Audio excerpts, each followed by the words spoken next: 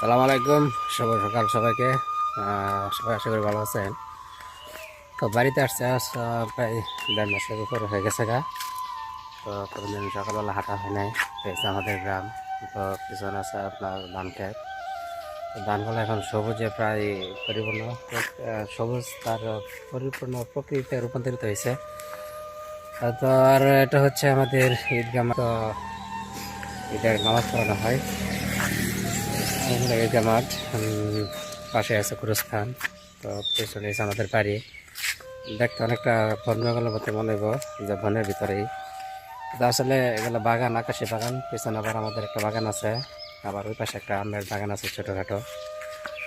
তো মূলত বাংলাদেশে যারা থাকে তারা প্রকৃতিটা যেভাবে উপলব্ধি করতে পারে, আর যারা বিশেষ করে বিভিন্ন মরুর দেশে অবস্থান করে, তারা মূলত প্রকৃতিটা দেখতে পায় না। এমনি মরুদের ব্যতীত বিশ্বের যতগুলো দেশ আছে সবগুলোতে তাই সবুজে পরিপূর্ণ।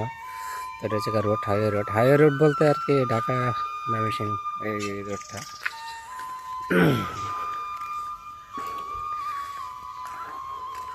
তো এখনো কুয়াশা, প্রচুর কুয়াশা। সকালবেলা আবার ঠান্ডাও লাগে, বেশ ঠান্ডায়। এই প্রকৃতির কোনো নাই, ধরেন নাই। এই বর্তমানে একটা বসন্তকাল। তো হচ্ছে যে আপনার এই গরম এই ঠান্ডা, এই সেই সুবাদে দেখা যাচ্ছে যে আপনার প্রায় ঠান্ডা লেগে থাকে। অসুস্থজনিত রোগগুলো সমস্যা দেখা দেয়। এগুলো আমার নিজেও ব্যক্তিগতভাবে অসুস্থ। তো হচ্ছে আমাদের সেই ঐতিহ্যবাহী বাঙালকালী ঈদগাহ মাঠ। তো এখানে এই ছোটো থেকে এবার হয়েছে এই মাঠে খেলাধুলা করে। এখন খেলাধুলা চলমান। তবে আগে মোটামুটি বন্ধ ছিল, তো বাড়িতে আসার পর আবার খেলাধুলা শুরু করছি। খেলে এখন রোজা দেখে 2-3 দিন বিরতি দিয়েছি, তো আজ থেকে আবার শুরু করবো। এই হলো আমাদের গ্রাম। এটা গ্রামটার নাম হচ্ছে বাঙ্গালকান্দি মরলবাড়ি। তো এটা আগে পুকুর ছিল এখানে, এটা ভরাট করা হয়ে গেছে গা, কী করবো জানি না। তো পিছনে এটা আবার ওই পাশটা গুরুস্থান। আর চারদিকে প্রচুর গাছপালা। আর গাছপালা যেহেতু আর বুঝতে পারছেন যে পাখির সেই কলতান প্রচুর মুচুর। একটা সিএনজি আসতেছে, এটা মনে হয় গোফর কাছে নাকি ভালো কাজা বলতে পারি না। তো গাড়িগুলো পাই এখান থেকে। আমাদের যাতায়াত ব্যবস্থা এখন সহজ বললেই হয় আর কি। বাড়ি থেকে বের হলেই রোড। আর রোড যদি ময়মনসিংহ যাই তাহলে এখান থেকে ডাইরেক্ট ময়মনসিংহ যাওয়া যায়। আবার ঢাকা উল্টো দিকে গেলে ঢাকা, আবার এদিক দিয়ে আবার ঢাকা ময়মনসিংহ ট্রেনের। আমাদের যাতায়াত ব্যবস্থাটা মূলত ট্রেনের উপর নির্ভরশীল, কারণ সবচেয়ে আরামদায়ক এবং নিরাপদ ভ্রমণটা হচ্ছে মূলত ট্রেন। নিরাপদ বলবো না, মাঝে মাঝে ট্রেনের দুর্ঘটনা ঘটে। তারপর অন্য অন্য যানবাহন থেকে সবচেয়ে নিরাপদ হচ্ছে যে আমাদের ট্রেন ব্যবস্থাটা। তো এখন যেহেতু রমজান মাস, তাই সেই খাওয়ার পর সকালবেলা কেউ ঘুম থেকে ওঠে না, সবাই এখনও ঘুমের মধ্যে আছে। তো আজকে হঠাৎ করে ঘুমিয়ে দিল না, তাই বেরিয়ে পড়লাম রাস্তা। তো বেরিয়ে পর মনে হলো যে একটু ভিডিও করি। যে আমার দাদা দাদা বাড়িতে বয়ে কেউ রাস্তা ছেড়াবেন।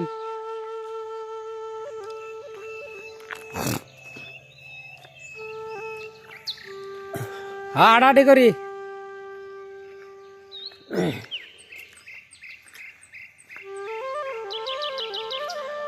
আর সকালবেলা ভিডিওটা করতেছি, আসলে আমাদের গ্রামের অনেকেই বাইরে থাকে, তো তারা দেখুক যে গ্রামটা কী পরিমাণ পরিবর্তন হয়েছে। কারণ বেশ কিছুদিন অনেক পরিবর্তন হয়ে গেছে গা। কারণ যে জিনিসগুলা পরিবর্তন হয়েছে এই জিনিসগুলা সবাই দেখুক, সেই জন্যে। এটা হচ্ছে ধান খেত, ধানগুলো প্রায় বড় হয়ে গেছে গা। কিছুদিন পর মনে হয় ধান ছাড়বো।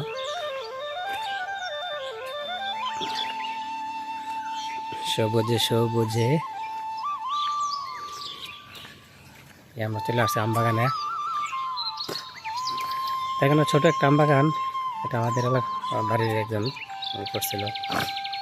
ছোটো ছোটো আম্রপালি গাছগুলো পরে গেছে গা। তারপর কাঠ ভাঙা যায়, কাঠের মেল ওটু। আমাদের গ্রামে মূলত এই অটোগুলা বেশি চলে, এগুলা দিয়ে চলাচল করা যেমন আরামদায়ক, আবার ঠিক কতটা রিক্সি, মানে যেন তেনভাবে এগুলা অ্যাক্সিডেন্ট করে বয়ে খায়।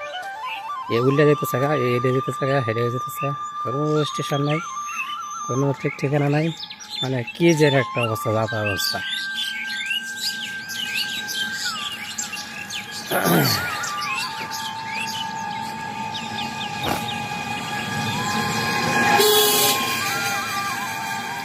এগুলো সব সবুজ, সবুজ সবুজ।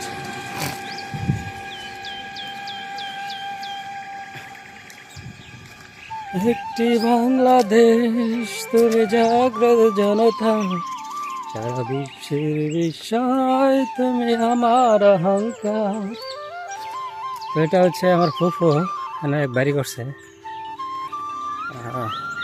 বাড়ি হচ্ছে নয়া বাড়ি, থাকতো চিটাগাং, আপাতত এখানে বাড়ি করছে সেরা, আবার আম বাগান করে খেয়ে দিছে। এদিকে আসো তুমি।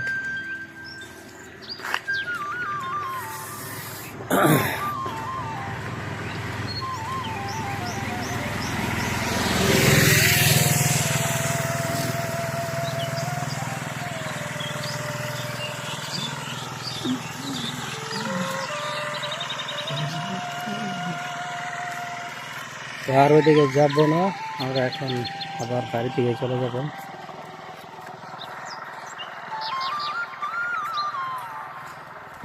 পাখি খোলো আখি দেখো সোনালি আকাশ, বহে ভোরের বাতাস।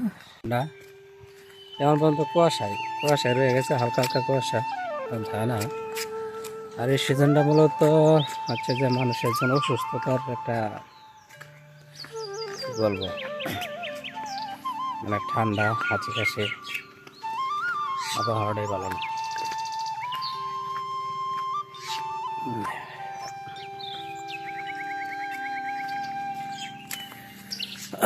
তো ভিউয়ার্স, যারা আমাদের অনেকেই দেশ এবং দেশের বাইরে বা অনেক ফ্রেন্ড ফলোয়ার ছিল বা আছে, অনেকেই তারা বলছিল যে গ্রামে গেলে গ্রামে ভিডিও দেওয়ার জন্য, তো এতদিন সময় পাই নাই আসলে, আসার পরে একটু বিজি হয়ে গেছিলাম। বিজি বলতে এই যে সামিউল, এই যে সামিউল, এই যে টুকটা, সে তার স্কুলে খেলা ছিল, তো হচ্ছে যে তার স্কুলের শিক্ষকরা ধরছে যে খেলাধুলা পরিচালনা করে দেওয়ার জন্য, কিছু দুটো একটা ইভেন্ট করানোর জন্য, তারপর 3টা ইভেন্ট এবং কুচকাওয়াজের দায়িত্ব দিয়ে দিয়েছিল আমারে, ওগুলো সম্পূর্ণ করলাম। এখন খেলাধুলা শেষ, একটু ক্লান্তি ছিল, কয়েকদিন বিশ্রাম দিলাম, ক্লান্তি শেষ। তো আজকে ভাবলাম একটু ঘোরাফেরা করে একটু চেয়ে খাই, ঘুমানো এসে না, তারপর বাড়ি হলাম আর কি, একটা ভিডিও করে দিই। তো ইন্ডিয়া, পাকিস্তান, থাইল্যান্ড, নেপাল, আর যে সকল বন্ধুরা রয়েছেন তারা হয়তো বাংলা বুঝবেন না, কলকাতার লোক যারা আছেন তারা অবশ্যই বাংলা বুঝবেন। তো যারা না বুঝবেন তারা শুধু দেখে যান, এটা আমাদের গ্রাম, our village, this is the green village.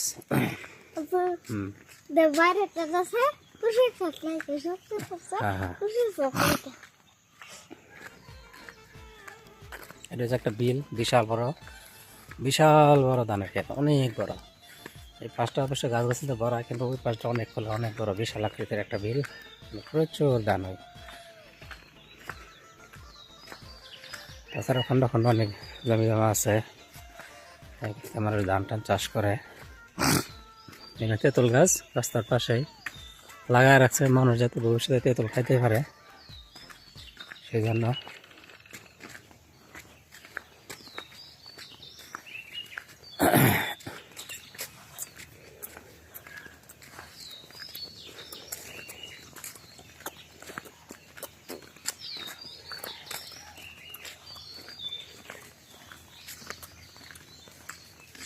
সালাম সালাম।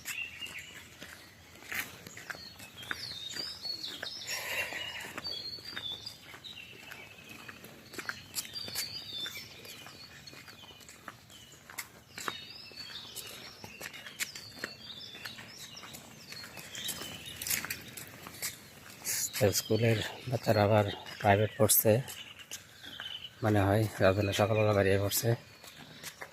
তো প্রাইভেট টিচারগুলা নাকি স্কুলের জায়গাটা জানে, এত স্কুল বন্ধ, অনেক প্রাইভেটে গেছে।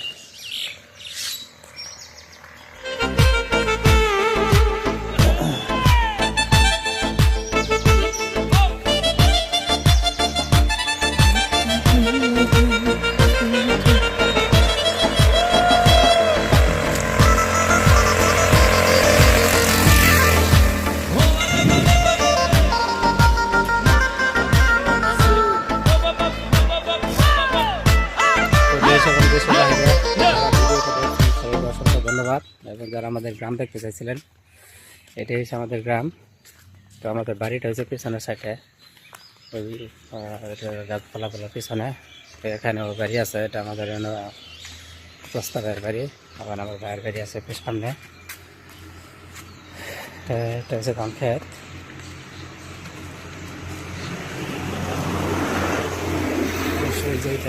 একবারে নাক বরাবর ওই ক্ষেতটা আবার পরিত রাখা হয়েছে, এখানে কোনো কিছু করা হয়েছে না। ধান তেমন একটা হয় না, এই জন্য অনেক করা নেই। চারপাশে প্রচুর গাছপালা এখানে। এটাই বাস্তব, এটাই সমস্যা। I love you. শুভ সকাল সবাইকে, অসংখ্য ধন্যবাদ। ভালো থাকবেন, টেক কেয়ার।